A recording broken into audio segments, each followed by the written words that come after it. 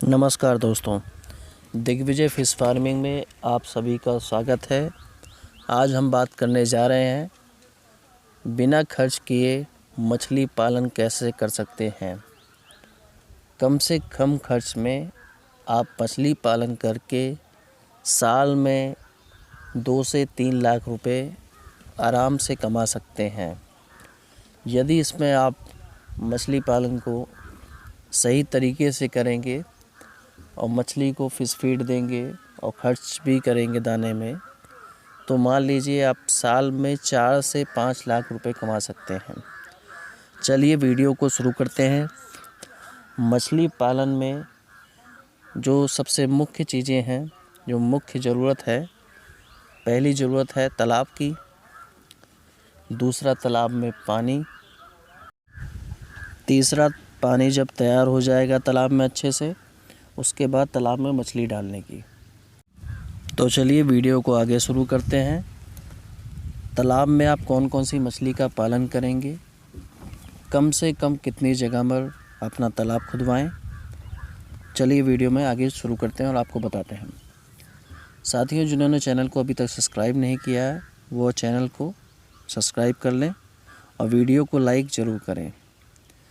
तो हम बात कर रहे थे कौन कौन सी मछली का पालन आप कर सकते हैं और तालाब कम से कम कितनी जगह में खुदवाएं।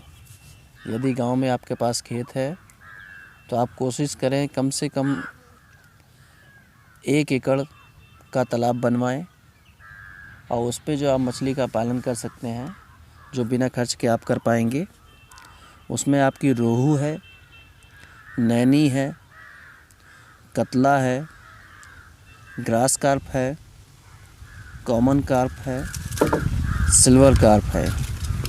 ये 6 तरह की मछली हैं जिनका आप पालन कर सकते हैं। अब हम इसमें आपको 6 तरह की मछली का पालन करने के लिए क्यों कह रहे हैं। रोहू जो है, नैनी जो है और कतला जो है, रोहू मछली बीच में रहती है, नैनी नीचे रहती है और कतला ऊपर रहती है। इसी तरीके से ग्रास कार्प, कॉमन कार्प और सिल्वर कार्प। ग्रास कार्प बीच में रहती है, कॉमन कार्प नीचे रहती है और सिल्वर कार्प पानी के ऊपर रहती है। ये तालाब में आपका जैसे ऊपरी सतह, बीच की सतह और निचली सतह, ये 3 सतह में ये 6 मछलियाँ अलग अलग सरफेस में रहती हैं, जिनसे इन तीनों मछली का पालन एक साथ किया जा सकता है। इन 3 मछली का पालन करने में आपको खर्च भी कम आएगा। यदि आपका पुराना तालाब है तो ये खर्च आपका काफ़ी कम हो जाएगा।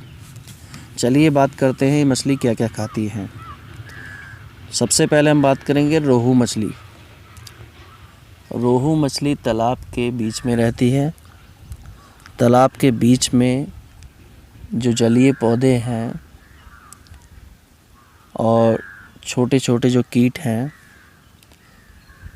जू प्लैंकटन हो गए और फ्लाइटोप्लैंकटन हो गए। फ्लाइटोप्लैंकटन मान लिए ये जलीय जो पौधे होते हैं, छोटे छोटे सूक्ष्म होते हैं, काफ़ी छोटे होते हैं, उनको ही खाती है रोहू। और छोटे छोटे जो कीट पाए जाते हैं पानी के अंदर, वो उनको खाती है। इसके अलावा रोहू मछली को आप घर का जैसे रोटी बच जाती है खाना खाने के बाद में, आप वो भी ला के डाल सकते हैं। जब वो पानी में डाल देंगे तो गल जाएगी, उसके बाद रोहू मछली जो है आराम से रोटी को खा लेती है।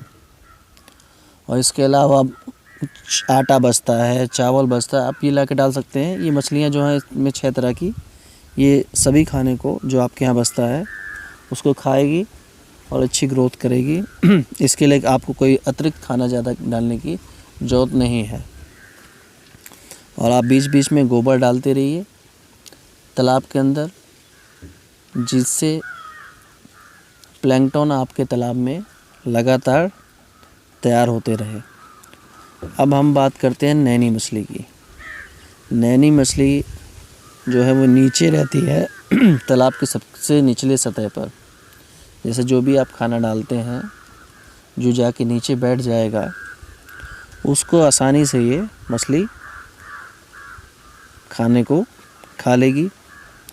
और इसके अलावा जो प्लैंकटन और फाइटोप्लैंक्टन, ये 6 तरह की जो मछलियाँ हैं, इन सभी चीज़ों को ये खाती हैं।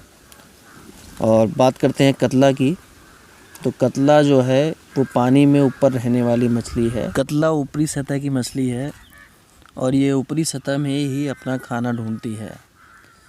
इसलिए आपको तालाब में बीच बीच में लिक्विड फॉर्म में भी खाने को तैयार करना होगा। जैसे कि सरसों की खली आती है, सरसों की खली को आप पानी में भिगो लीजिए। 2-3 किलो सरसों की खली लीजिए, उसमें 4-5 किलो अपना लीटर पानी डाल दीजिए और जब ये भीग जाए तो 2 से 3 घंटे बाद पानी का छिड़काव तालाब पे करते रहिए, जिससे ऊपरी सतह पे काई बनना शुरू हो जाएगी, जिसे प्लैंकटन कहते हैं। और कतला मछली इसे आसानी से खाती है।